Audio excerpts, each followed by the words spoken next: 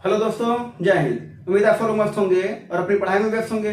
चलिए आज आप सभी को फिर से मैथ का प्रैक्टिस करवाते हैं। और सबसे पहले आप सभी को पता है कि मैथ में पहले कुछ कॉन्सेप्ट बताया जाता है या कुछ फार्मूले बताए जाते हैं, ठीक है, ताकि आपको वो रिवीजन हो जाए, फिर प्रैक्टिस करवाया जाता है, ठीक है ना। और कैलकुलेशन के लिए भी आप लोगों को कुछ ना कुछ अब बताते रहेंगे। तो सबसे पहले आपको आज फार्मूले बताते हैं, ठीक है ना। फार्मूले बताते हैं वृत्त से, और यहाँ पर साथ साथ में आपको ये भी बताएंगे ना कि इससे संबंधित जो सवाल होता है वो कैसे पूछे जाते हैं। तो सबसे पहला वृत्त अगर पता है तो बताइए, वृत्त का क्षेत्रफल सब लोग पढ़े होंगे, ठीक है। तो क्या होता है वृत्त का क्षेत्रफल? तो आप कहते हैं पाई आर स्क्वायर। ये वृत्त है, इसका केंद्र, इसकी त्रिज्या। तो अगर इसकी एरिया की बात करता है तो क्या होता है? पाई आर स्क्वायर। कोई दिक्कत नहीं, सबको पता है। फिर अगर दूसरा वृत्त का परिमाप, ये क्या होता है? तो आप कहते हैं 2 पाई आर, ठीक है। लेकिन जो सवाल बनता है वृत्त से, रेलवे में डायरेक्ट पूछा गया सवाल है, वो जरा देखिए क्या कि अगर यही दे दे, ठीक है, और ये हिस्सा कर दे और कह दे त्रिज्या अगर मान लेते हैं 7 सेंटीमीटर है, तो बोले कि इसका एरिया बताओ। इसका क्या बताओ? एरिया बताओ। तो वो अब क्या बन गया है जानते हैं? देखिए ये त्रिज्या है, ये त्रिज्या है, और इसके बीच का भाग जो बन गया ना, तो इसको बोलते हैं त्रिज्यखंड। क्या बोलते हैं? त्रिज्यखंड। तो त्रिज्यखंड का क्षेत्रफल यानी वृत्त के त्रिज्यखंड का क्षेत्रफल की अगर बात करेगा तब क्या हो जाएगा? तो पाई आर स्क्वायर थीटा बटे 360। अब वहां पर आर दिया रहेगा, साथ साथ में थीटा भी दिया रहेगा, तो थीटा मान लेते हैं यहाँ पर क्या होता है 60 डिग्री। तो आप यहाँ पर रख करके सॉल्व कर लेंगे जो भी आएगा, ठीक है। चौथा, उसके बाद से अगर वही वृत्त के त्रिज्यखंड का क्षेत्रफल अगर वही बोल दे, इसके चाप की लंबाई यानी इसका परिमाप बोल दे, तो जरा एक बात यहाँ पर समझिएगा। यहाँ पर क्या होता है, वो थोड़ा गलती होता है, ठीक है। क्या गलती होता है इसका? आप क्या पढ़ेंगे? परिमाप। तो यहाँ पर क्या कर लेते हैं 2 पाई आर थीटा बटे 360, ठीक है ना। लेकिन मैं एक चीज बता दे रहा हूं आपको, ये इसका हमको लंबाई मिला है, चाप की लंबाई, लेकिन अभी परिमाप ज्ञात करते हैं ना, तो ये तो बच रहा है और प्लस ये बच रहा है, यानी ये आर है और ये आर है, तो इसमें क्या हो जाएगा? आर प्लस आर यानी 2r। अब देखिए अगर आपको फार्मूला नहीं पता ना तो आप सवाल नहीं लगा सकते हैं, और जिनको फार्मूला पता है वो बड़े आराम से लगा लेते हैं। तो इन सभी पर सवाल बनता है, अब सवाल बहुत सारे बनते हैं। और एक चीज और यहाँ पर जानिएगा कि अगर कोई भी एक चक्कर जब पूरा होता है, एक चक्कर पूरा करने में किसी को भी अगर गोले में कोई दौड़ रहा है, रेस लगा रहा है, तो एक चक्कर पूरा करने में कितनी दूरी तय करता है? तो 2 पाई आर दूरी तय करता है, अर्थात वृत्त के परिमाप के बराबर। तो वही परिमाप कभी कभी कहते हैं, कभी कभी परिधि बोलते हैं इसको, ठीक है। दोनों चीज बोलते हैं, परीक्षा में लिखा रहता है। तो एक चक्कर पूरा करने में जो तय की गई दूरी होती है वो किसके बराबर होती है? 2 पाई आर के बराबर। और ये किसमें आता है? 4 समय वाले में सवाल में आता है, तो ध्यान दीजिएगा। और यहाँ पर वृत्त का परिमाप, इससे भी सवाल पूछा गया है रेलवे वाले में, तो बस आपको क्या पता रहेगा? यहाँ पर आर पता है, थीटा पता है, यहाँ पर वैल्यू क्या करना है? रख करके मात्र सॉल्व करने हैं। तो आपको कुछ फार्मूले जो थे वो आपको रिवीजन हो गए होंगे। इस पर सवाल आता है, सवाल आप लगा लीजिएगा, फार्मूले नोट कर लीजिएगा। अब आपको बताते हैं कॉन्सेप्ट, ठीक है ना। तो कभी कभी कुछ फार्मूले बताएंगे, फिर उसके फार्मूले पर जो सवाल बन सकता है उसको बताएंगे, फिर उसके बाद से कुछ कभी कभी कॉन्सेप्ट बताया जाएगा। तो अब इसके बाद से आप लोगों को प्रैक्टिस करवाया जाएगा, तो इसको नोट कर लीजिएगा, ठीक है ना। और एक बात ध्यान दीजिएगा, एक चक्कर पूरा करने में 2 पाई आर की दूरी तय होती है। जो सवाल आता रहेगा ना तो इन सब चीज को बताते रहेंगे, बस आप इसको लिख करके तैयार करते रहिए। देखिए मैथ में कहा जाता है ना कि हर एक चीज समझने वाला, देखिए नहीं, कुछ चीजें तो आपको याद करना पड़ेगा, और याद कर लीजिए तो और ज्यादा बेहतर होता है। चलिए आज का सवाल शुरू करते हैं। पहला क्वेश्चन है, सवाल क्या बोला कि 4 क्रमागत विषम संख्याओं का योग 160 है, तो सबसे छोटी संख्या ज्ञात करो। कोई दिक्कत नहीं, हम आपको बता देते हैं सबसे पहले कि क्रमागत जब मानना होता है तो चाहे रहे सम चाहे रहे विषम, मानोगे क्या? पहला अगर x है तो अगला x+2, फिर x+4, फिर x+6, इस तरीके से मानोगे, ठीक है। अगर वहीं पर क्रमागत प्राकृतिक संख्या रहे तब क्या मानोगे? भाई मानना तो पड़ेगा x, x+1, x+2, x+3, इस तरीके से मानोगे। अगर प्राकृतिक है तो ये मानोगे, क्रमागत सम या विषम है तो ये मानोगे, ठीक है। तो इसमें कोई दिक्कत तो नहीं है ना। अब इसमें सवाल क्या है, जरा उसको लगा लेते हैं। और इस सवाल को अभी तो लगाएंगे, फिर हम लोग ये भी सीखेंगे इस सवाल को देख करके भी तो लगाया जा सकता है या नहीं। तो कुछ सवाल होते हैं जो देख करके भी लगाया जा सकते हैं, यानी बहुत कम कैलकुलेशन में, कहने का ये मतलब है। और देखते हैं सबसे पहले क्या बोला, चार क्रमांक, एक तो हम बड़ा बेसिक मेथड से लगाएंगे कि चार क्रमागत विषम संख्याओं का योग कितना दे रखा है, 160। कितना दे रखा है, 160। तो जरा देखिए, सबको जोड़ लीजिए, यही ना मतलब हुआ, चार क्रमागत विषम संख्याओं को यही ना कहोगे आप, बोलो। इसी का दे रखा है 160। अब यक्ष यक्ष यक्ष यक्ष मिलकर के कितने, 4 यक्ष, 2 4 6, 6 6 12, उधर जाएगा तो माइनस होगा ना, तो कितना आएगा 148, 12 माइनस होगा तो अब 4 से इसको काट देंगे, 4 3 12 और 2 बचा ना, 4 7 28, एक्स की वैल्यू 37। ठीक है, कोई दिक्कत नहीं।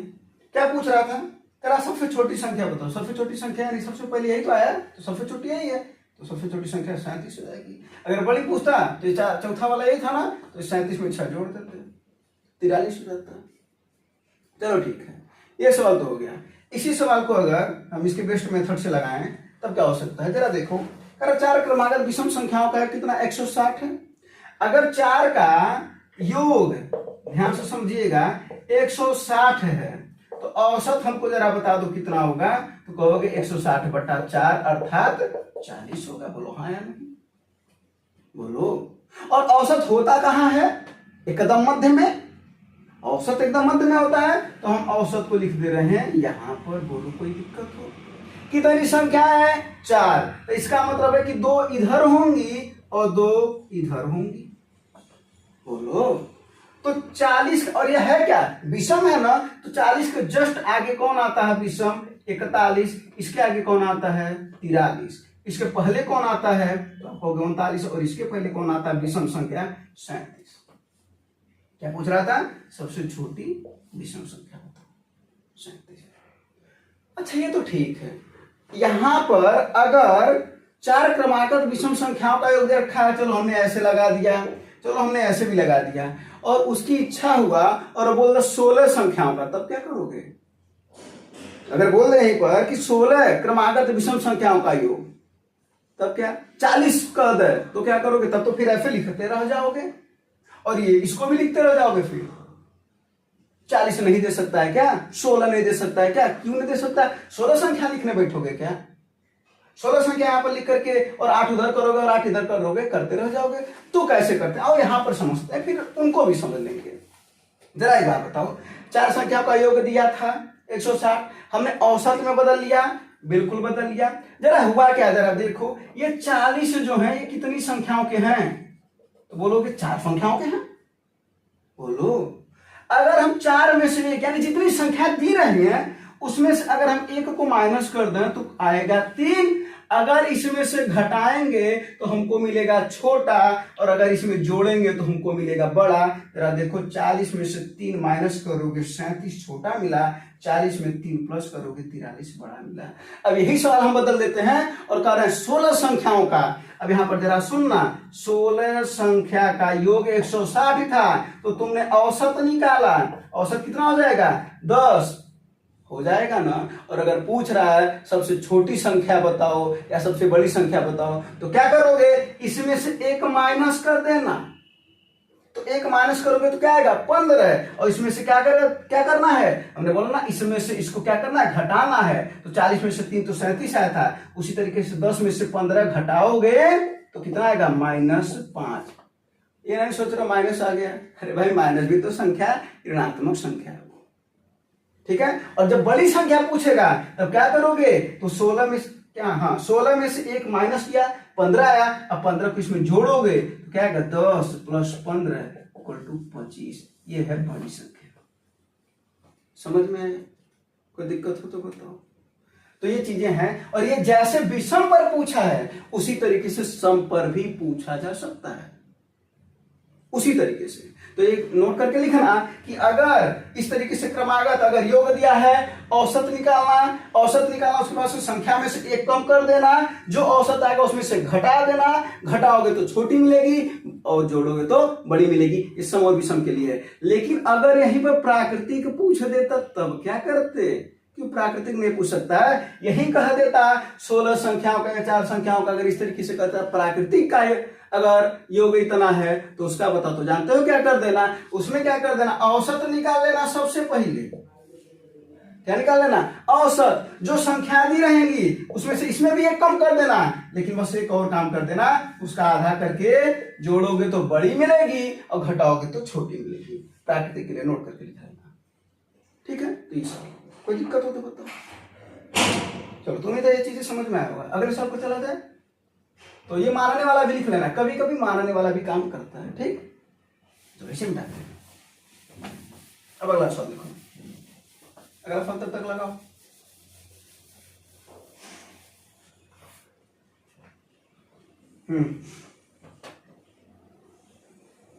हाँ ये देखो, ये जो सवाल है ना, इस सवाल को भी हम लोग सीखेंगे। और यही सवाल इस जैसा न दे करके एक सवाल उत्तर प्रदेश पुलिस कांस्टेबल के परीक्षा में पूछा गया था, जो 18-19 में जो हुआ था, उस वाले में पूछा गया था ये। आइए देखते हैं, जरा चीज समझते हैं। करा 18, 7, 6, 9, ठीक है? करा इसके वर्गमूल में कुल कितने अंक हैं? अब एक तरीका हुआ जो हम लोग साधारण तरीके से लगाते हैं। कौन सा तरीका भैया? साधारण तरीके से कौन लगाते हैं? ये देखेंगे, खोजेंगे कि इसका क्या है, भाग विधि से वर्गमूल निकालोगे इसका। जब वर्गमूल आएंगे तो काउंट करोगे, इतने संख्याएं हैं, है ना? तब तो काउंटर करते रह जाओगे अगर बड़ा संख्या देता तब। और सवाल जो आया था उत्तर प्रदेश कांस्टेबल को, वही पूछा था कि यदि किसी संख्या के किसी 22 अंकों की एक संख्या है तो उसके वर्गमूल में कितनी संख्या है, कितने अंक है, सॉरी कितने अंक हैं, तो बताओ क्या करोगे? तब तो फिर करते रह जाओगे। आओ देखते हैं, यहाँ पर समझते हैं। छोटे सवाल से समझेंगे तो बड़े सवाल समझ में आ जाएंगे। अगर बात करा जाए, जैसे हम एग्जाम्पल ले लेते हैं 625, तो 625 का वर्गमूल कितना होता है? तो कहोगे 25। बोलो। एक और ले लेते हैं 1000, कितना?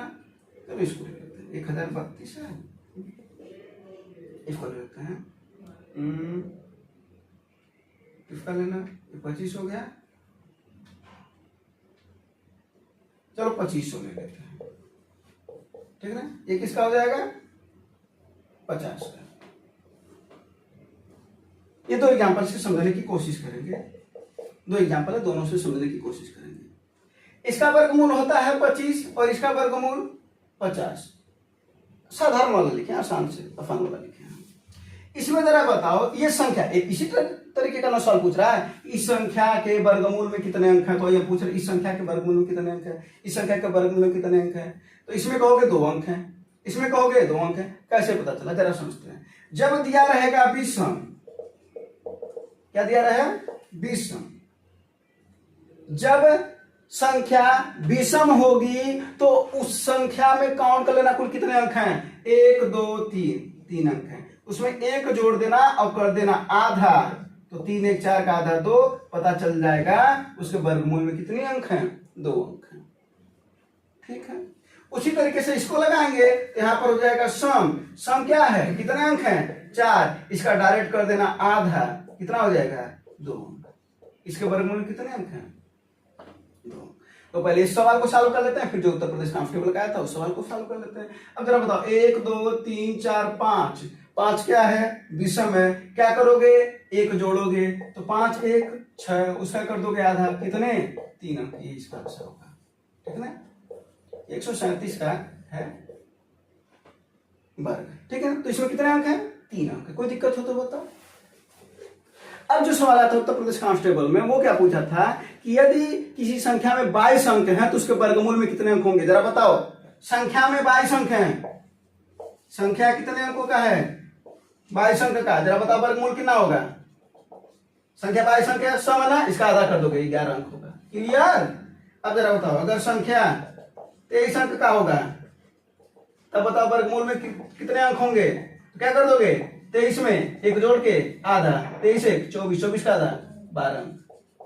तो नोट करके लिख लेना।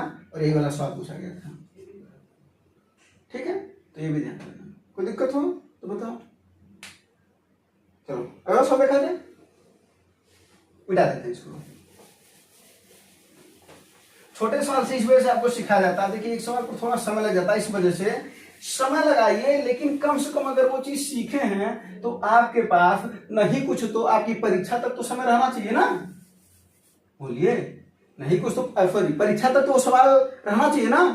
अब पता चला अगर वो हम पहले भूल जा रहे हैं तो फिर थोड़ा दिक्कत है। इस वजह से उस सवाल को प्रैक्टिस के साथ साथ थोड़ा इत्मीनान से बताया जाता है ताकि आप चीजों को समझ सकें। चलिए अगला सवाल देखिए। 12 मीटर लंबे और 8 मीटर चौड़े एक कमरे के फर्श के अधिकतम संभव क्षेत्रफल वाले वर्गाकार डिजाइन से सजाया जाना। कहने का मतलब क्या है, आपका घर है एक 12x8 का प्लाट है, ठीक है ना, ये 8 है ये 12 है। इसमें लगाना है टाइल्स। ऐसे समझ लीजिए भाई, घर बनवाएंगे टाइल्स लगवाएंगे ना, टाइल्स लगवाना कैसा, वर्गाकार। कैसा लगवाना, वर्गाकार। पूछ रहा कुल कितने टाइल्स लगेंगे, होता है ना भाई। आप बताते हैं मिस्त्री आता है आपके घर, वो एरिया नापता है, पता चला 8x12 का है, तो आप मिस्त्री से पूछते हैं बताओ भाई कितना टाइल्स लगेगा, तो कैसी बताता है वो। तो आप अभी सवाल के मिस्त्री हैं, आइए सवाल बताते हैं आपके लिए। संख्या आपको बताना है, संख्या बताना, जरा बताइए ये क्या है। तो आप कहेंगे आयत है, जाहिर सी बात है, आयत का क्षेत्रफल। अब क्या आपको करना है, इसमें टाइल्स लगाना वर्गाकार, तो इसका मतलब है नीचे क्या चाहिए, वर्ग का क्षेत्रफल। तो अपने को पता चल जाएगा संख्या, वही वो काम करता है। अब आयत का क्षेत्रफल तो अपने को पता है 8 × 12, वर्ग का क्षेत्रफल कैसे पता चलेगा। तो जरा देखिए, तो जो भुजाएं दी गई हैं इसकी 8 और 12 का, तो 8 और 12 का निकाल लीजिएगा मौसम। क्या निकाल लीजिएगा, मौसम, महत्तम समापवर्त, ठीक है। तो इसको 8 और 12 को काट पीट करके बराबर करेंगे तो इसका आ जाएगा मौसम। मौसम आ जाएगा कितना, 4। तो वर्ग की जो भुजा यानी जो टाइल्स है उसकी एक भुजा 4 यानी 4x4 का है। इसका मतलब है कि 4x4 यानी 4x4। और सभी आपको पता है कि वर्ग का क्षेत्रफल भुजा का स्क्वायर होता है। तो करना क्या है, दोनों दिया रहेगा, उसका निकालेंगे मौसम। मौसम आ गया 4, वर्ग का क्षेत्रफल कर लिए। सॉल्व करना है मात्र। 4 दूना 8, 4 3 12, 3 दूना 6। 6 टाइल्स लगाओगे, कोई जगह नहीं बचेगा, पूरा का पूरा लग जाएगा, ठीक है। चलो, तो ये सवाल भी आते रहते हैं। अगला सवाल देखो। अब ये जो सवाल है अगला वाला ना, इस सवाल को देखते हो, परसेंटेज खतरनाक दिया रहता है और क्या करते हो, छोड़ करके आगे ही बढ़ जाते हो, ठीक है। देखते हैं कि कैसे आगे नहीं बढ़ोगे। एक महिला है, अंकित मूल्य पर 24% छूट के साथ एक कार खरीदती है। कितना, 24% छूट के साथ एक बात बता। इसका मतलब है कि अगर हम माने कि मार्केट प्राइस 100 था, ठीक है ना, और डिस्काउंट कितना मिला उसको 24% का, तो ये बताओ जरा सीपी उसका कितना पड़ा। अब दो चीजें हैं, जरा यहाँ पर एक बात को भी समझते। मार्केट प्राइस मतलब दुकानदार बेचा, महिला ने खरीदा, तो महिला का सीपी हुआ, और दुकानदार का वही सीपी जो महिला का है वो उसका एसपी हुआ, सेलिंग प्राइस। तो बेच रहा है ना, और हम खरीद रहे हैं, तो कितने में खरीद रहे हैं, यहाँ पर पता चला कितने में खरीद रहे हैं, 76 में, 76 4 80, हाँ 76 में। तो महिला का कास्ट प्राइस पड़ा 76। कोई दिक्कत हो तो बताओ। अगला बात क्या कर रहा है, इसे अंकित मूल्य से 20% अधिक मूल्य पर बेच देती। देखो महिला होशियारी कर गई। महिला क्या की, खरीद करके ले आई कार को, और वो 24% के डिस्काउंट पर 76 रुपए का मान लो पाई, और वो बेचना शुरू कर दी का 20 कितना है, 20% अधिक। किस पर, अंकित मूल्य पर। अंकित था कितना 100, बेच कितने में रही अब 24 है, सॉरी 120% है ना, अधिक मूल्य पर बेचती है। यानी अब जो सेलिंग प्राइस हो गया वो कितना आ गया है, 120। बात समझ में आया, सीपी समझ में आया। सेलिंग प्राइस क्या था, अंकित मूल्य से 20% अधिक कर दी, वो 100 था, 20 अधिक कर दी, 120 हो गया। अब करें तो बताओ फायदा कितना है उसका। साफ साफ दिख रहा है फायदा है, 76 रुपए की चीज 120 रुपए में बेच रही है, फायदा नहीं दिख रहा है, साफ साफ दिख रहा है। कितने का फायदा दिख रहा है। अब जरा हम लोग क्या करने लगते हैं, यहाँ इसमें से इसको घटाते हैं। अब यहीं पर समझना होता है जल्दी में, अगर छूट दे रहा है और लाभ हो रहा है, और अगर अंकित मूल्य पर उसे बेचा जा रहा है, तो यही दिमाग में आपके तैयार होना चाहिए कि उन दोनों को जोड़ देंगे, वही अपना प्रॉफिट हो रहा है उस महिला का। नहीं मान रहे तो 120 में से 76 को घटा लो, और नहीं तो 24 और 20 को जोड़ लो 44। और समझ में नहीं। अब इसी को लोग जल्दी लगाते हैं, जो जल्दी लगाने वाले लड़के होते हैं वो इसी तरीके से करते हैं, ठीक ना। और आप क्या करेंगे, पहले ये निकालेंगे, फिर इसको 120 में से वो वाला काम करेंगे, 120 में से 76 घटाएंगे। ऐसे भाई क्यों घटाएंगे, इधर 76 24 कम हुआ, इधर 20 ज्यादा हुआ, तो 24 कम 20 ज्यादा, यही तो अंतर है उसका 44, ठीक है। अब अपना कास्ट प्राइस कितना पड़ा है 76 गुणे 100। तो आप जब इस एक लाइन में लगाए सवाल को तो अच्छी बात है, लेकिन चीजों को समझना भी तो है। चलिए तो अब इसको सॉल्व कर लेते हैं। ये 4 से कट जाएगा क्या, 4 एक 9 4, 3 बचा ना, 4 9 36, 4 एक 9 4, ठीक ना। कितना आ गया भैया, 1100 बटा 19। अब इसको काट दो, 19 बचे 95, कितना आया 15, 150 हो जाएगा ना, 19 7 133, 17 बचा बटा 19।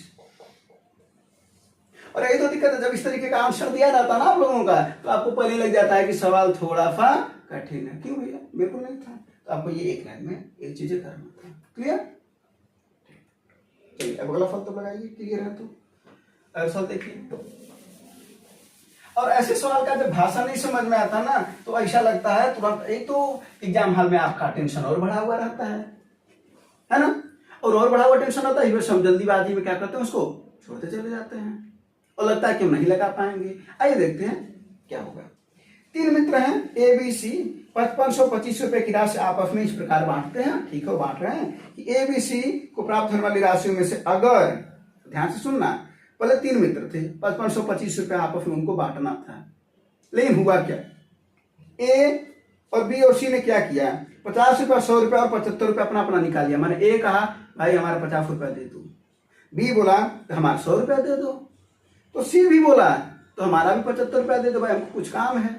तो उसके बाद से जो उन लोगों का पैसा था वो इस रेशियो में आया। तो किसके बाद, उसके बाद ना, तो जरा बताओ, पहले उनके पास कुल कितना रुपया था, 5525। बोलो हाँ या नहीं। तीनों लोग मिला करके इसी में से तो निकाले हैं ना पैसा, ये है तो निकालेंगे कहां से, दूसरे जगह से, यही ना। तो क्या है 50 100 और 75 कितना हो जाएगा भैया, 225। यानी इन्होंने 225 रुपया निकाल लिया। तो आया कितना, 00353, यानी 5300 रुपया बचा है। और ये किस अनुपात में बचा है, यही 5300 जो बाद में बच रहा है, उनका अनुपात कितना भैया, 11 18 और 24 का। बोलो हाँ या नहीं, बाद में, यानी यही अनुपात इसके बराबर है। अब तो कोई दिक्कत नहीं यार, इसको जोड़ लो और इसी की वैल्यू 5300 के बराबर है। तो जरा देखते हैं, 8 4 12 1 13 का 3, एक आया, 2 2 4 1 5, 53 की वैल्यू कितने के बराबर है, 5300 के बराबर। तो एक की वैल्यू 100 के बराबर है ना। अब जिसका हिस्सा पूछेगा धड़ल्ले से बताएंगे, कैसे, धड़ल्ले से। तो ए का वैल्यू 100 है, तो 11 की वैल्यू कितनी, यानी ए की वैल्यू कितनी 1100, बी की वैल्यू कितनी 1800, सी की वैल्यू कितनी 2400। लेकिन थम जाइएगा, सवाल क्या पूछा है उसको समझ लीजिएगा, वरना यहाँ पर जल्दीबाजी करना फिर गलत हो जाएगा। पूरा पूरा सवाल लगाना गलत हो जाता है, मात्र अंतिम में सवाल ना पढ़ा जाए तो। ठीक है, यहाँ पर क्या पूछ रहा है आप देखते हैं। आरंभ में सी को प्राप्त राशि कितनी थी, बाद में नहीं, बाद में पूछता तो ए का ये आंसर होता, बी का ये, सी का ये। लेकिन इन्होंने कुछ कारनामा भी किया है। ए कितना निकाल लिया था, जब यहां से इसे निकाला था कि नहीं निकाला था, कितना निकाला था, तो ए निकाला था 50, तो इसमें 50 ऐड होगा। बी निकाला था 100, यानी जब नहीं निकाला था तो 100 इसके पास था ना और ज्यादा। और ये क्या है भैया, ये कितना निकाला था 75, बस। अब ये आंसर होगा, कितना है भैया 1150, ये कितना आया 1900, और ये कितना आया 2475। अब यही इसका आरंभ में रुपया था। क्या करना था, कुछ नहीं, तो बस इसी तरीके से मेहनत करिए कि वहां पर कुछ समय में सवाल लग जाए। तो फिर से वही एक बात बोलेंगे, सवाल लगाना जरूरी है और उसी से ज्यादा जरूरी है सवाल को जल्दी लगाना। क्योंकि देखिए जरा, एग्जाम हॉल में जब जाते हैं फिर वही सवाल अगर आपको घर दे दिया जाता है तो बहुत ही आराम से सॉल्व कर लेते हैं ना। लेकिन वहां पर फिर क्या होता है, दिक्कत होता है, वहां पर कैलकुलेशन मिस्टेक हो जाते हैं, बहुत सी चीजें होती हैं, प्रेशर अलग तरीके का होता है। लेकिन अगर उसी प्रेशर को अगर हम पहले से ही यहाँ से झेलते चल रहे हैं तो फिर जरूर कुछ दूर हो सकता है। तो प्रेशर को कैसे झेलेंगे, अब प्रेशर को अलग तरीके से नहीं झेलेंगे, प्रेशर को यहीं से झेलेंगे। सवाल जल्दी से सॉल्व करना है तो अब हम उसको किसी और तरीके से सोचा कि और कोई तरीका है सॉल्व करने का क्या। अब मैथ को सीखना तो हिंदी की किताब नहीं पढ़ेंगे, मैथ को सीखने के लिए मैथ लगाना पड़ेगा ना, अब करना पड़ेगा। अभी कम समय में। और वहां का टारगेट है अगर 1 घंटे में 100 क्वेश्चन, 1 घंटे में अगर आपसे 50 क्वेश्चन पूछा जा रहा तो आपको 1 घंटे में 70 लगाने पड़ेंगे, यहाँ पर 60 लगाने पड़ेंगे, ताकि आप पेपर को हैंडल कर पाए। तो वही चीज है, ठीक है ना। तो सवाल सीखना भी है और जल्दी सीखना है ना। अगला सवाल है पैटर्न का सवाल है। और ऐसा भी सवाल हम देखे ना कि जब आ जाता है, शुरुआत में हम लोग भी जब इसको लगाते थे सवाल, तो जब टाइम वाला आ जाता था ना तो ऐसा लगता था ये तो अलग ही लेवल का आ गया। ऐसा कुछ नहीं है, समय को देख लिया जाएगा, बड़ी आसान सा चीज है क्या। जरा देखो, करा 3 पंप एक पानी की टंकी को अलग अलग भरते हैं, सब भर रहे हैं, सब भर रहे हैं, भरने दो। ए 15, बी 20 और सी 30। और जानते हो इसको अगर चाहना, ये करा सब भर रहे हैं ना, अगर सब भर रहा ना तो जानते हो किसका सवाल हो गया कि चाहो तो ना नल टंकी के जगह पर इसको काम समय का सवाल मान लो कि ए 15 दिन में काम करता, बी 20 दिन में काम करता, सी 30 दिन में काम करता। क्या दिक्कत है अगर हमेशा मान ले तो? लो क्या निकालते हैं इसका एलसीएम। क्यों निकालते हैं? क्योंकि जब तक हमको काम नहीं पता होगा तब तक हम किसी की क्षमता का अंदाजा नहीं लगा सकते हैं कि कौन तेज है और कौन काम में धीमा है, ठीक है। तो इसका एलसीएम निकालेंगे कितना आएगा 7, और जो एलसीएम आता है 7 वही इसका पूरा काम होता है। क्षमता निकालेंगे तो कार्य बटा समय होता है, तो 60 बटा 15 इक्वल टू कितना 4, यहाँ पर कितना 3 और यहाँ पर कितना 2। और हमें क्या बोला था, इस सवाल को अगर आप चाहो तो चेंज कर सकते हो। नल टंकी का सवाल है तो यहाँ पर सब भर रहे हैं तो सब प्लस में होते हैं, और वो काम समय का सवाल सब कर रहे होते हैं, तो इस वजह से सब प्लस में होते हैं। अब देखते हैं, समझते हैं। करा तीनों पंप एक साथ 8 बजे चालू हुए, 8 पर, ठीक है। इसको किनारे करो, ठीक है। 8 पर चालू है, ठीक है, चालू कर देंगे, क्या दिक्कत है, चालू कर दिए। करा 1/5 टंकी भरी थी, इसका मतलब समझो कितना टंकी भरा हुआ था पहले ही से 1/5, यानी जब हम खोलने गए थे तो हमारा 1/5 भरा था। तो जब 1/5 भर रहा है तो बताओ नहीं भर देंगे उसको, वो तो पहले ही से भरा है, तो बचा कितना है? तो कहोगे 60 का 4/5 भरा है, क्योंकि 1/5 का मतलब होता है 5 में 1 भरा है, तो खाली कितना है 4, कितने में 5 में। इसको सॉल्व करो, 5 बरेंगे 60, 12 चौके 48। ये अपने को काम करने हैं, देखा जाए रियलिटी। तो अब शुरू करते हैं। जो ये कह रहा है, जो ये कर रहा ना, अगर काम समय सवाल काम समय होगा या नल टंकी में जो कहता है वो करो तो सवाल आ जाएगा। तो देखते हैं। 4 घंटे बाद कर रहा, पहला पाइप बंद होता है। 4 घंटे बाद ना बंद होता है, 4 घंटे तक तो किया होगा कुछ। तो अगर 1 घंटे में ये 4 काम कर रहा है तो ये 4 घंटे में कितना काम करेगा जरा बताओ। कहोगे 16 का भाई 1 घंटे में 4, ये सब 1 घंटे का इनका काम आता है। जो क्षमताएं हैं वो इनको 1 घंटे का काम आता है। दिन दिया रहता तो 1 दिन का काम आता है, ठीक है ना। तो 1 घंटे का काम इनका 4 है, तो 4 घंटे का 16, ठीक है। ये इतना करके हटा। फिर क्या करा है, अगले 2 घंटे बाद तीसरा पाइप बंद कर दिया था। ये देखो, एक को किया गया बंद, और अगले 2 घंटे माने 4 घंटा ये और 2 घंटा और, यानी 6 घंटा तक ये चला होगा। बोलो हाँ या नहीं। अगर हम कह रहे हैं 6 घंटे बाद हम इसको बंद कर दिए, इसका मतलब उसका दूसरा सेंस ये कहता है कि 6 घंटे तक चला होगा, है ना। तो 6 घंटे तक चला होगा। तो ये 1 घंटे में कर रहा है 2, तो 6 घंटों में करेगा 12। बोलो हाँ या नहीं, है ना। अब यो बंद हो गया, लो बचा भी है, कोई दिक्कत नहीं, 20 से करवा लेंगे। 16 और 12 कितना हुआ 28 काम ये लोग कर चुके हैं। तो 28 हम इसमें से माइनस कर देंगे, बचेगा कितना 20। कौन करेगा? जब 2 बंद हो गए तो बी ही तो करेगा। और समय बराबर क्या होता है, तो कहोगे कार्य बटा क्षमता होता है। कार्य 20 है, क्षमता इसकी कितनी है 3, 20/3। तो इसको सॉल्व कर लेंगे, कितना हो जाएगा ये 20/3 को सॉल्व कर लोगे 3 सही 6 से 2/3, है ना। और 2/3 को क्या बोलते हो 40 मिनट। तो कितना हो जाएगा 3 में से 2 तो 60 मिनट होता है ना 1 घंटे में। तो 40 मिनट यानी 6 घंटा 40 मिनट, 6 घंटा 40 मिनट। तो 6 घंटा 40 मिनट बजा करके वो सी क्या कर दे रहा है, उसको भर दे रहा है, जो बची हुई चीज है। तो जरा देखो अब इसमें टाइम जोड़ लेते हैं। तो 8 बजे शुरू हुआ, काम कब खत्म हुआ, 6 घंटा 40 मिनट बाद। तो 8 6 14, 14:40 पर, अर्थात 2:40 पर, 2:40 PM। ये AM है तो PM हो जाएगा ना, तो PM। ठीक है, बस कोई दिक्कत हो तो बताओ, समझ में आएगा।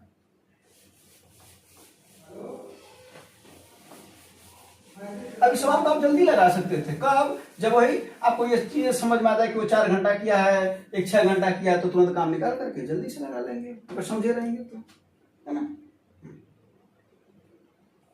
अगला सवाल जरा देखो।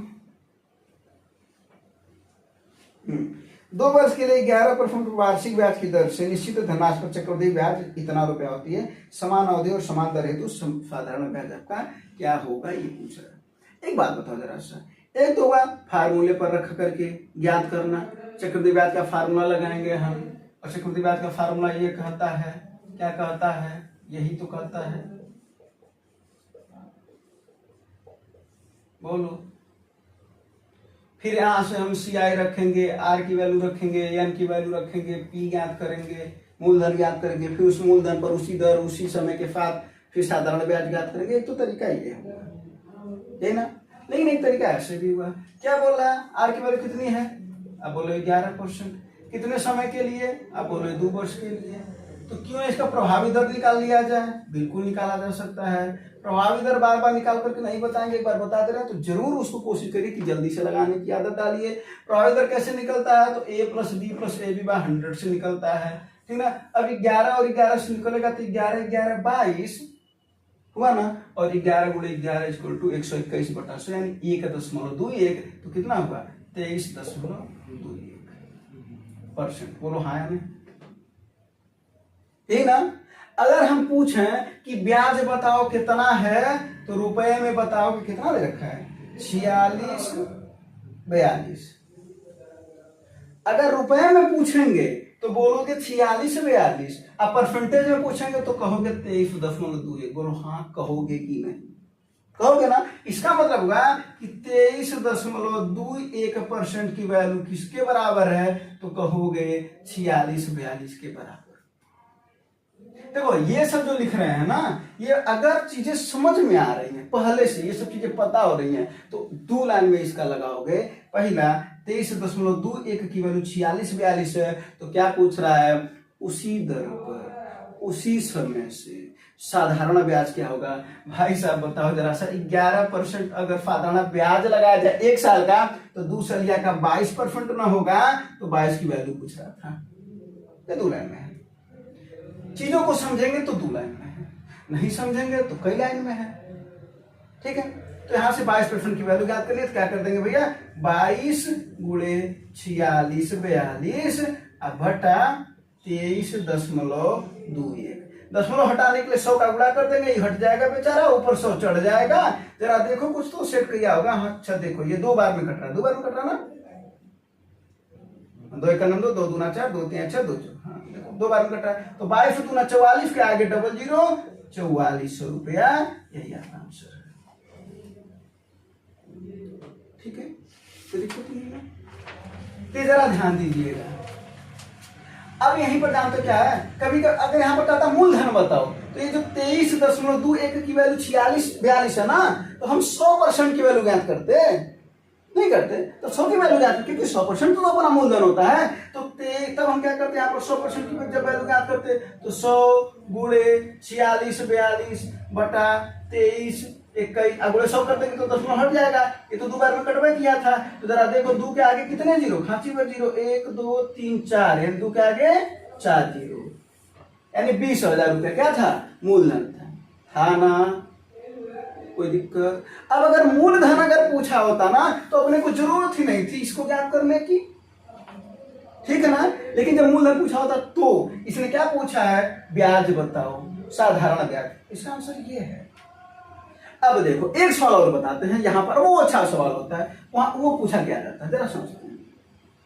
जब यही सवाल दिया रहता है और पूछ देता, सेम यही सवाल दिया रहा और कह दे कि 20,000 रुपए का, सुनिएगा 20,000 रुपए का, या इसी सवाल को दे दो, दोनों में बात एक ही है। यहाँ पर हम 20,000 डायरेक्ट दे रखे हैं और वहां पर इसकी वैल्यू दे रहेंगे, तो हम मूलधन ज्ञात करेंगे। तो हम इसको बनाते हैं कि 20,000 रुपए का 11% की दर से 2 वर्षों का साधारण ब्याज और चक्रवृद्धि ब्याज क्या होगा, तो हम लोग उसका लगते हैं फार्मूला लगाते हैं। जाहिर सी बात है कि हमको पता है CI और SI का अंतर होता है P × R/100 का स्क्वायर, रख देंगे ज्ञात हो जाएगा, बिल्कुल रख देंगे ज्ञात हो जाएगा, कोई दिक्कत नहीं। एक बात हमको जरा सा बताओ, 11% का आया है रेटवा 23.21, बोलो हाँ या नहीं। CI यही तो आया ना, और SI कितना आया था, तो यहाँ पर SI आया था कितना, 11 दूना 22 ना, 22।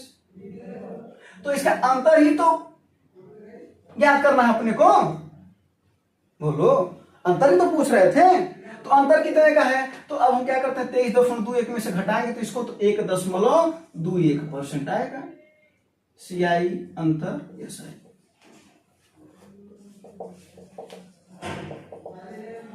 तो मात्र हमको क्या करना है, 2000 का सॉरी 20,000 का 1.21% ज्ञात करना है। 2 0 गया, ये खत्म हो जाएगा, 2 0 इसका, 121 दूना 242 रुपया है साधारण ब्याज चक्रवृद्धि ब्याज का अंतर, ठीक है ना। तो इसी सवाल को अगर आपको जल्दी में सोचना है तो आप क्या करेंगे, कभी भी अगर 2 वर्षों का अंतर की बात करेगा तो ये मत करने लगना कि इसको लगना 2 साल का पूरा मन निकालने लगना, उससे भी जल्दी से लगाओ, पूरा मत निकालना। इसका तो अपने आप पता है, एक बार बताता है 11 और 11 22 ये हुआ है कि नहीं हुआ है, फार्मूले से समझा था। 11 और 11 22 हुआ है और यही 22 यहाँ पर है, इसको हटा दो, अपना यही तो अंतर आ रहा है AB/100, तो AB है कितना 11 × 11 121, 121 बटा 100 1.21, मात्र 1.21% निकालना है, ठीक है।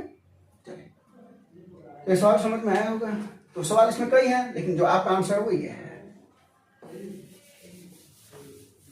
और जब इसका चैप्टर बताएंगे तो जरूर बताएंगे ये सब चीजें कि फार्मूले अगर उस समय स्किप कर जा रहे हैं तो भी आप सवाल कैसे लगा सकते हैं। मैक्सिमम सवाल लग जाते हैं, देखिए फार्मूले से ही लगते हैं, फिर उसको लगाने का तरीका थोड़ा थोड़ा चेंज हो जाता है।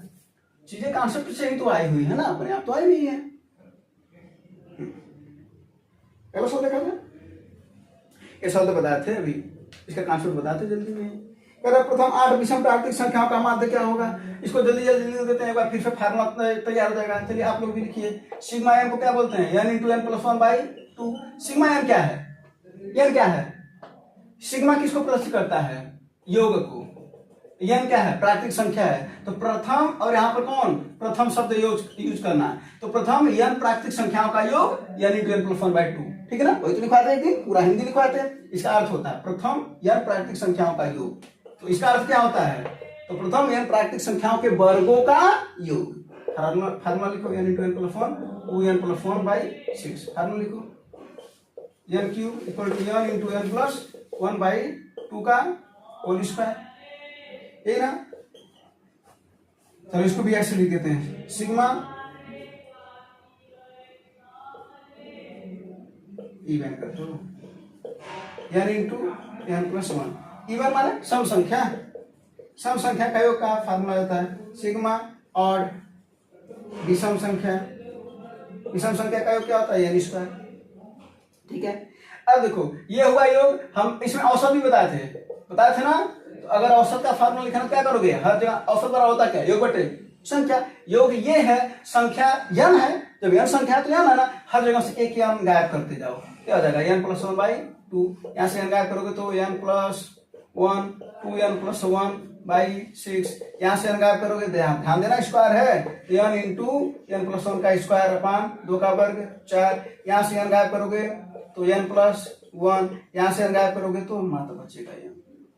अब इस सवाल को ये पूरा का फार्मूला भी लिख दिए थे, उस दिन तो सवाल भी बताए थे इस पर कि कैसे लगेगा। उसी सवाल में से एक सवाल ये वाला आया है, क्या पूछ रहा है, प्रथम 8 विषम प्राकृतिक संख्याओं का माध्य, माध्य माने औसत पूछ रहा है। प्रथम 8, प्रथम देखो शब्द यूज कर दिया ना, प्रथम इस किया ना, तो प्रथम 8 विषम का माध्य क्या होगा, n होगा, यानी 8 है तो 8 है ना होगा।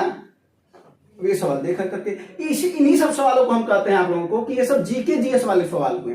अगर ऐसा सवाल आपकी परीक्षा में है, जो कि देखो अब ये सब सवाल थोड़े आउटडेटेड हैं, बहुत नहीं पूछे जाते हैं, लेकिन फिर भी रेलवे में पूछे जाते हैं, एसएससी नहीं पूछता है, अब तो यूपीएससी एग्जाम वाले भी नहीं पूछते हैं, लेकिन यूपी कांस्टेबल का इस बार का एग्जाम देखिए पूछा तो था ऐसे क्वेश्चन, ठीक है। जो बहुत साधारण साधारण क्वेश्चन थे, एसएससी जीडी का एग्जाम देखिए कितना साधारण सवाल पूछा था। कई सवाल ऐसे थे, सभी सवाल की चर्चा नहीं कर सकते हम, लेकिन कई सवाल ऐसे थे, 15-15 सवाल ऐसे थे, 12-12 सवाल ऐसे थे जो एकदम आप लगा सकते बहुत ही आसानी तरीके से। तो उस तरीके के भी सवाल पूछे जाते हैं, लेकिन बस बात क्या है कि अगर आपसे पूछ जाए तो आप भी इसको जल्दी लगा सकते हैं। ठीक है, तो इसको फार्मूला जरूर लिख लीजिएगा। ठीक है, 5 दूना 10 फार्मूले भी हैं। और फार्मूला नहीं पता ना तो फिर वही काम करोगे, लिखते जाओगे कि नहीं नहीं हम लिखेंगे और हम लिख करके दिखाएंगे और तब ज्ञान करेंगे, तो कोई दिक्कत नहीं है, आप कर सकते हैं आप चाहें तो। ये जरा सवाल देखो, कह रहा 2 घोड़े 10 किलोमीटर प्रति घंटा और 15 किलोमीटर प्रति घंटा की गति से एक ही दूरी को तय करते हैं। कहने का मतलब क्या है, यहाँ पर ए से शुरू हो रहा है रेस, बी तक 2 घोड़े हैं, ठीक ना। एक है, एक की स्पीड कितनी है 10 किलोमीटर प्रति घंटा और दूसरे की स्पीड कितनी है 15 किलोमीटर प्रति घंटा। तय करते हैं। पहला घोड़ा दूसरे घोड़े की तुलना 12 मिनट अधिक समय लेता है। साफ साफ दिख रहा है, इसकी चाल का मतलब समय ज्यादा नहीं लेगा, बिल्कुल लेगा। यहाँ पर इसी सवाल को दूसरे तरीके से बना सकता था, या ही कर सकता था, दूसरा घोड़ा पहले की तुलना में 15 मिनट कम लेता है, बात एक है। ठीक है, यहाँ पर कह रहा 15 मिनट है ना, सॉरी 12 मिनट अधिक लेता है, इसकी चाल कम है इससे, 12 मिनट नहीं लेगा, इसकी चाल अधिक है इससे, 12 मिनट कम लेगा, वहां पर सवाल बनाया जा सकता था। ठीक ना। तो बात क्या हुआ, रेस शुरू हुआ ए से बी तक, ए से जब बी पर पहुंचा ये वाला दूसरा का घोड़ा, ठीक ना, इसको कर लेते हैं वाई, इसको कर लेते हैं एक्स, ठीक ना। तो जब दूसरा का घोड़ा पहुंचा इससे 12 मिनट पहले ही पहुंच करके उसका इंतजार कर रहा था कि आओ भाई तुम यहाँ पर आओ, तो ही पूछ रहा है तो बताओ तय की गई दूरी कितनी थी, यही वाली दूरी पूछ रहा है, यही ना। चलो यहाँ पर क्या दे रखा है, तो आप कहोगे चाल दे रखा है, समय दे रखा है, समय नहीं दे रखा है, साफ साफ पढ़ोगे तो समय का अंतर दे रखा है 12 मिनट, समय नहीं दे रखा है, समय का अंतर दे रखा है, समय का अंतर दोनों में थोड़ा अंतर है। ठीक है, समय का अंतर दे रखा है, समय का अंतर है कितना 12, अंतर कितने लोगों में होता है 2 लोगों में, कितने लोगों में 2 लोगों में, तो आओ लिख लेते हैं। तो समय का अंतर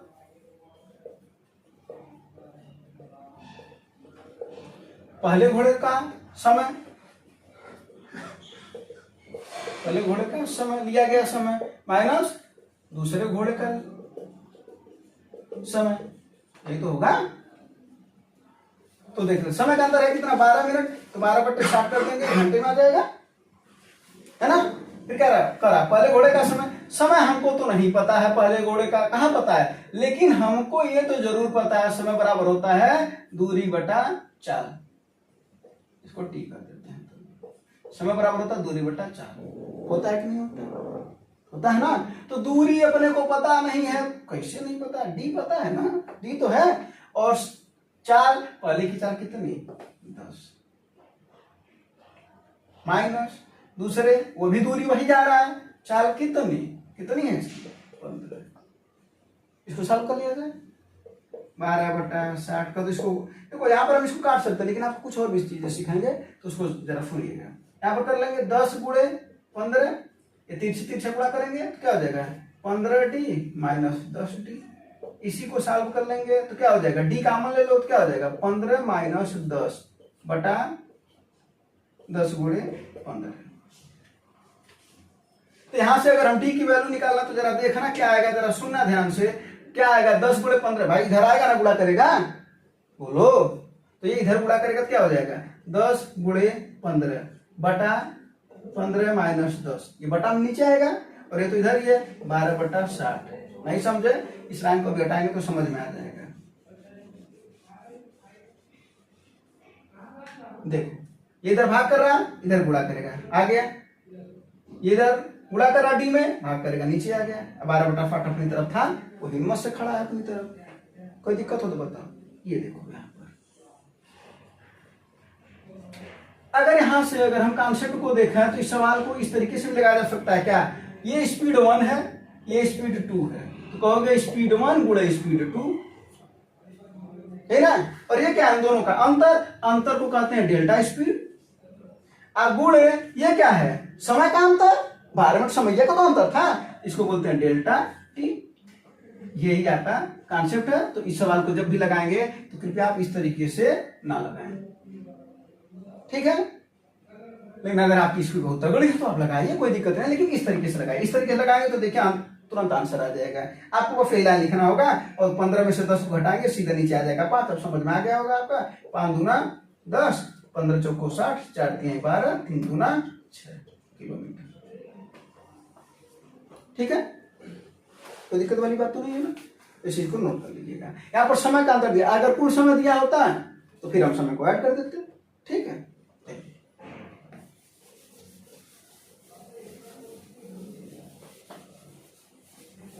तो आप देख रहे होंगे कि कैसे उसी सवाल के कॉन्सेप्ट से वो बेस्ट मेथड तैयार होता है जिससे आप उस सवाल को जल्दी से लगा सकते हैं। उसी से तैयार होता है।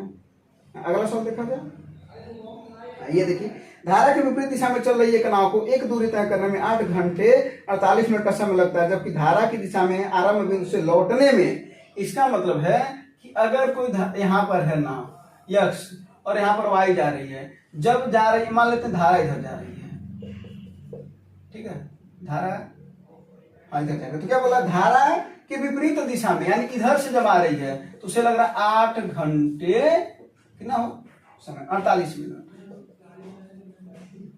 अब बताओ y से x पर आ गई, y से x पर आ गई, कोई दिक्कत नहीं है। ये कब आई है, धारा के विपरीत। इसे सवाल देख करके आप लगा सकते, लेकिन समझना है तब तो, लगाना नहीं ना कि इसका आंसर हम बताते कि देखिए ये इसका आंसर होगा, थोड़ा उसको समझ तो लिया जाए। धारा के विपरीत इधर से यहां तक आ गई, बड़ी अच्छी बात है। फिर यहां से फिर उसको घर जाना है, उसे घर भी जाना है, तो यहां से फिर वो जब जाएगी, अब जब जाएगी तो कैसे जाएगी, धारा के साथ। बोलो, हमने पहले मान लिया है कि धारा इधर चल रही है तो धारा के साथ जाएगी, तो धारा के साथ जाने में जाहिर बात, एक बात बताओ, धारा के साथ जब जाएंगे तो जल्दी ना पहुंचेंगे। जिधर धारा जाए उधर अगर हम भी जा रहे हैं तो हम जल्दी पहुंचेंगे। तो इसमें कितना लग रहा है, 4 घंटे का समय जो है। तो वही क्या कर रहे हैं, दूरी तो बराबर है पर आरंभ, अच्छा हो तो क्या समय लगता है। शांत जल में नाव की चाल और धारा की चाल का अनुपात बताओ। अब इसी सवाल को जल्दी से आप कैसे लगा सकते हो, उसको भी सीखना जरूरी है। पहले इसको समझते हैं, दूरी बराबर है हाँ या नहीं, यानी जरा समझते हैं, जरा देखिए, धारा के विपरीत चली गई दूरी बराबर, कहोगे धारा के साथ चली गई दूरी। बोलो हाँ या नहीं, साफ साफ दिख रहा है। धारा के विपरीत जितना दूरी चल रहा है उतना धारा के साथ दूरी चल रही है। अब दूरी बराबर क्या होता है, आप कहते हो चाल गुणे समय होता है, यही ना। और जब नाव धारा के साथ जाती है तो नाव और धारा की चाल ऐड होता है। यहाँ पर क्या हो जाएगा, x प्लस वाई। अगर हम x मान ला नाव की चाल, यहाँ पर हम मान लेते हैं नाव की चाल x है और धारा की चाल y है। और अगर हम नाव धारा की दिशा में ले जा रहे हैं तो दोनों का क्या होता है, यानी अनुप्रवाह उसको बोलते हैं। तो अनुप्रवाह हो जाता है x प्लस वाई, और ऊर्ध्व प्रवाह बोलते हैं जब विपरीत में आते हैं तो वो होता है x माइनस वाई। ध्यान दीजिएगा, हमेशा नाव की चाल धारा की चाल से अधिक होती है। इस बात को, इतना पॉइंट को नोट कर लीजिएगा, ठीक है। अब अगला सवाल, यहाँ पर एक समय यहाँ पर थोड़ा गलत लिखे, 8 घंटे 48 मिनट है, ठीक है ना। इसमें है 8 घंटे 48 मिनट। चलिए, बाकी सब चीज ठीक है, कोई दिक्कत नहीं उसमें, ठीक है ना। बस थोड़ा सा कैलकुलेशन मिस्टेक हो जाता ना बाद में। तो कह रहा धारा के विपरीत चली गई दूरी इतनी है, धारा के साथ चली गई दूरी इतनी है, बराबर है दोनों। तो देखते हैं, आप दूरी बराबर होता है 4 गुणे समय, धारा के विपरीत, अच्छा विपरीत है ना तो x माइनस फाइव करेंगे ना, विपरीत वाला माइनस है ना, और गुणे समय, समय इसका कितना है 8 घंटे 48 मिनट, यानी 8 सही 48 बटे 60 करेंगे तो आ जाता है घंटे में, कोई दिक्कत नहीं है। 12 चौक 48, 12 पच्चीस 60, यानी 8 पच्चीस 40, 4 44 बटे 5, ऐसा करता है ना। चलो अब यहां पर कर लेते बराबर, धारा के साथ चाल क्या है x प्लस 5, समय कितना लग रहा है 4, इसको काट देते हैं, 4 एकम 4, 4 एकम 4, इसको इधर भेज देते हैं, क्या हो जाएगा 11 बटा 5 बराबर x प्लस वाई बटा x माइनस वाई, ठीक है। यहाँ पर हमने थोड़ा सा यहाँ पर काट दिया, आपको समझाने के लिए काटना तो नहीं चाहिए था। यहाँ पर अब एक चीज समझिए जरा, कि जो विपरीत चाल है रुकिए, आपको 9 काटा जाए, आपको समझाया जाए तो इस सवाल को जल्दी भी तो लगाना ना आपको। यहाँ पर क्या है, कितना आया था 44/5 और यहाँ पर आया था 4, ठीक है। तो यहाँ पर देखिए क्या आ जाएगा 44/5 और यहाँ पर क्या आ जाएगा 1/4, क्या आएगा। एक चीज आप जरा समझिए कि जो 44/5 का यानी जो ये समय है वो इसके अनुप्रवाहचाल का अनुपात में जा रही है, और जो इसका समय है यानी धारा के साथ वाला जो समय है वो नीचे वाले के अनुपात में जा रही है। कितना है 4, ये देखिए 4, बस यहाँ पर बटे आया है यानी 8 घंटे 48 मिनट ऊपर रहेगा और 4 घंटे नीचे रहेगा, और वही अनुपात होगा x + y का और x - y का, क्योंकि इसकी चाल अधिक होगी। तो चाल अधिक होगी तो समय वाला जो अधिक समय है वो ऊपर और जो कम समय नीचे। सीधा सीधा आप लगा सकते थे इस सवाल को 8 48 है ना बटे 60 और बटे कितना 4, इसको इस तरीके से आप लगा सकते थे सीधा सीधा, तो आपका एक लाइन में आ जाता है।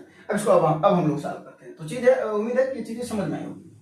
अब यहाँ पर आते हैं, जो सॉल्व कर लेगा 11 यानी क्या है 11/5 का अनुपात है x + y का। हमको ये तो पूछ नहीं रहा, हमको तो पूछ रहा नाव और धारा का अनुपात बताओ। तो इस यहाँ पर हम कंपोनेंडो डिविडेंडो लगाते हैं, बता देते हैं हम आपको कंपोनेंडो डिविडेंडो क्या है। जब a/b = x/y होता है तो एक बार जोड़ लिया जाए और एक बार घटा लिया जाए, तो जो कारनामा इधर करेंगे वही कारनामा उधर भी करेंगे, तो यानी x + y / x - y कर देंगे। वही काम यहाँ पर कर लीजिए भैया। यहाँ पर अगर हम एक बार जोड़ेंगे तो जरा देखिए, जोड़ेंगे y से y कट जाएगा, x से x 2x, फिर एक बार जब घटाएंगे तो x से x कट जाएगा और ये माइनस से प्लस हो जाएगा, क्या हो जाएगा 2y। तो वही काम यहाँ पर भी तो करेंगे। तो 11 5 16 और 11 में 5 जा 6, जरा देखिए 2 से 2 कट गया, 2 3 6 2 8 16 8 अनुपात 3, 8 अनुपात 3। कौन सा ऑप्शन है? दूसरा, ठीक है, कोई दिक्कत। तो इस सवाल को जो इतना सारा बताए हैं, अगर यही सवाल अगर आपको कॉन्सेप्ट पता है, तैयार है, तो आपको करना क्या था, मात्र ये वाली लाइन करनी थी, अनुप्रवाहचाल बटे ऊर्ध्वप्रवाहचाल। ऊर्ध्वप्रवाह का समय ऊपर और अनुप्रवाह का समय नीचे, उसके बाद से कंपोनेंडो डिविडेंडो लगा देना है, ठीक है। और वो क्या करना है, उसको बस कुछ नहीं करना भाई, उसको भी नहीं करना, कुछ करना क्या, ये अपने आप उधर आएगा, नाव बटे धारा अपने आप आएगा, क्योंकि ऑलरेडी देखो 2 से 2 कट गया ना, बचेगा क्या, जरा देखो इसको जब साफ किया तो 11 और 5 आया ना, तो 11 5 16 ऊपर आएगा और 11 में 5 जा 6 नीचे आएगा, उसी का रेशियो। यानी ये सवाल को लगाने वाले देख करके इसी में से लगाते हैं, यानी बहुत जल्दी में कैलकुलेशन कर लेते हैं। तो कॉन्सेप्ट सीखेंगे तो आप भी जल्दी में करेंगे। अगला सवाल देखते हैं।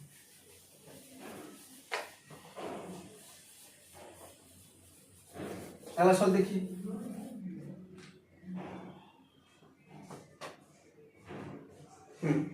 दो शंकु ऐसे हैं जिनके आयतन का अनुपात इतना है, ऊंचाई का अनुपात इतना है, तो उनके आधार की त्रिज्याओं का अनुपात बताओ। कोई दिक्कत नहीं। शंकु का आयतन क्या होता है बताओ, 1/3 πr² होता ना।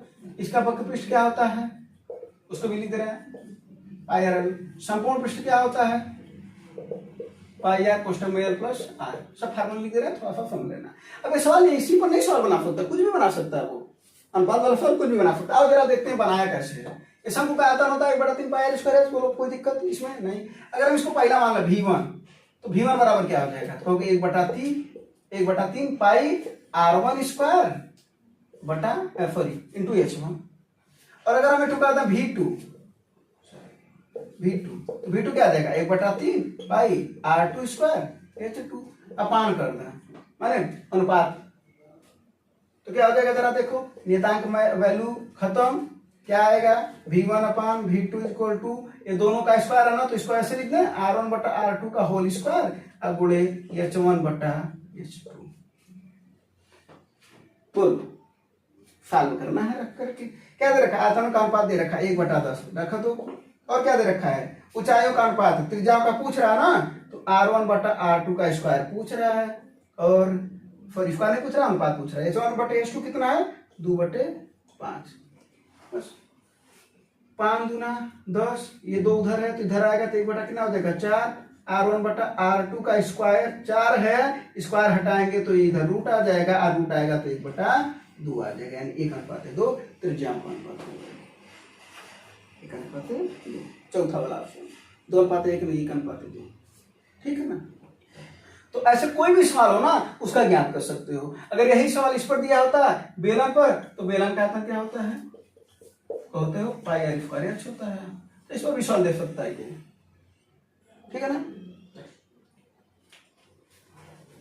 अब ये लास्ट सवाल है आज के सेशन का, ठीक है।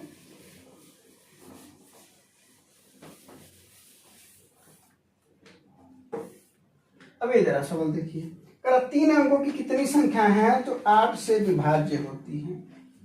एक तो वो तरीका हुआ जैसे कि हम लगाते हैं कौन सा, 3 अंकों की 8 से विभाज्य संख्या क्या होगी। इसका मतलब है 100 और 999 देखा जाए तो, है ना। 3 अंकों की 999 ही तो है, तो 999 100 999 तक ये करा 8 से कटने वाले कुल कितने लोग हैं, कुल कितनी संख्या है। तो सबसे पहले हम छोटी संख्या ज्ञात करते हैं। आओ देखते हैं छोटी संख्या कैसे ज्ञात किया जाता है। तो 8 से भाग देंगे 100 में, तो कितना आएगा 8 × 9 8, फिर कितना है 2 20 8 3 अरे 8 2 16, शेष आया 4, यही ना। अगर हम इस 4 को इसमें से घटा दें, 100 में से 4 घटा दें तो 96 हो जाएगा। लेकिन हमको तो 3 अंक का चाहिए, 96 तो 2 अंक का है। तो क्या करेंगे, तो इसमें से इसको माइनस कर दीजिए, इससे भाग दे रहे हैं से इसको माइनस करिए, कितना आएगा 4। 4 को इसमें करिए ऐड, तो छोटी संख्या प्राप्त करने का तरीका क्या हुआ, 100 + 8 - 4 अर्थात 104। पहली संख्या मिल गई, छोटी संख्या 104 मिल गई, कोई दिक्कत नहीं है। बड़ी संख्या ज्ञात करते हैं, फिर 8 से काटेंगे। अब देखते हैं बड़ी संख्या कैसे ज्ञात किया जाता है। कितना हो जाएगा 8 × 9 8 1 19 8 2 16 3, है ना। और 8 चौके 32, कितना आया 7। तो शेष आता उसको छोड़ दिया जाता है, ठीक है ना। तो यहाँ पर अब देखो, अच्छा अब बड़ी संख्या ज्ञात करना ना, तो बड़ी संख्या ज्ञात करेंगे। छोटी अरे सॉरी जो बोल रहे हैं कि छोड़ दिया था वो नहीं है। बड़ी संख्या ज्ञात करने के लिए क्या करेंगे, तो जो ये 999 है उसमें से उस शेष को क्या कर देंगे माइनस, तो बड़ी संख्या ज्ञात हो जाएगी। यानी बड़ी संख्या ज्ञात करने के लिए क्या करेंगे 999 - 7, तो इसका मतलब है वो संख्या कट जाएगी, कितना हो जाएगा 9 9 और 2 यानी 992। तो छोटी संख्या पता चल गई 104, बड़ी संख्या पता चल गई 992। अब हम यहाँ पर एक क्या लगा देंगे फार्मूला, Tn बराबर होता है a + n - 1 × d। कहने का मतलब क्या है, एक श्रेणी बन गई। कौन सी श्रेणी बन गई, छोटी संख्या है 104, फिर इसके 8 से कटने चाहिए ना, तो 100 कितना होगा अगला 112, फिर 120, इसी तरीके से कहां तक 992 तक। वही पूछ रहा है, यानी इस सवाल को जैसे दिया है एक ये तरीका ये दे सकता है, इस सवाल को जैसे दे रखा है, या तो वो पूछ सकता था 104 112 120 डाटा 992 तक कुल कितनी संख्याएं हैं, दोनों बात एक है। अब बता देते हैं। तो हमको क्या क्या पता, देखो Tn अंतिम पद होता है 992 अपने को पता है, बराबर ए प्रथम पद होता है 104 अपने को पता है, प्लस यह नहीं तो ज्ञात करना है, और डी मतलब जिससे काटा जा रहा है वही तो अंतर है ना। क्या इसका आंसर देख लीजिए 8 का है, बस। अब 104 इधर माइनस कर देंगे तो कितना हो जाएगा भैया, माइनस करेंगे तो 12 - 4 8, यहाँ पर तो 8 है बचेगा 8, है ना, बराबर 8 × n - 1। 8 से इसको काटिए 1 1 1 1 इधर आएगा तो ऐड हो जाएगा, कितना हो जाएगा 112। बोली कोई दिक्कत नहीं है ना। तो इसका आंसर कितना होगा 112, यानी 112 संख्याएं हैं जो किससे कटेंगी 8 से। अच्छा ये तरीका तो ये होगा। एक बात बताओ, अगर हम ये कर रहे हैं कि 100 से लेकर के 999 तक अपने को खोजना है ना, तो हम क्या करेंगे, इसको 2 तरीके से बनाएंगे। कितने तरीके से, 2 तरीके से। अगर हम इसको ऐसे लिख दें, हम इसको लिख दें 1 से लेकर के 100 तक, और एक लिख दें 1 से लेकर के 999 तक, कोई दिक्कत नहीं। हम ये मान करके चलते हैं कि हम 8 से काटें 100 तक, तो कुल कितनी संख्याएं कटेंगी, कितनी कटेंगी, क्या आया है 12 संख्याएं कटेंगी ना 8 से, 1 से लेकर 100 तक, और 1 से लेकर के 999 तक कुल कितनी संख्याएं कटेंगी 124, यही ना। तो कुल में से अगर हम 100 तक के माइनस कर दें तो बीचवा वाला पता चल जाएगा। तो 124 में से 12 को माइनस करोगे 112, यही आंसर। तो हमको ये नहीं करना, ठीक है। तो करना क्या होता है, मात्र देखो भाग, ये तो 5-6 के लड़के भी कर लेते हैं सर, बस उनको पता नहीं होता कि हम पदों की संख्या ज्ञात कर ले रहे हैं, बस उनको पता नहीं है, लेकिन कर तो वो भी रहे हैं। तो आपको वही करना है, भाग दे देना है जो इसका भागफल आएगा, और बाद में फिर भाग दे देना है जो इसका भागफल आएगा, दूसरे वाले में से इसको घटा देंगे, आपका आ जाएगा आंसर। कुल उतनी संख्या है जो कटेंगी। क्लियर है, कोई दिक्कत नहीं है। इसी तरीके से 7 से पूछ सकता है, 6 से पूछ सकता है, कोई भी पूछ सकता है। चलिए, तो उम्मीद है कि ये चीज आपको समझ में आया होगा। और फिर इसके बाद से अब आपको कैलकुलेशन के लिए बताते हैं, तो कैलकुलेशन के लिए भी क्लास फिर बताते रहेंगे, क्योंकि ये भी क्लास आपके लिए थोड़ी बड़ी हो गई है। ठीक है ना, धन्यवाद, जय हिंद।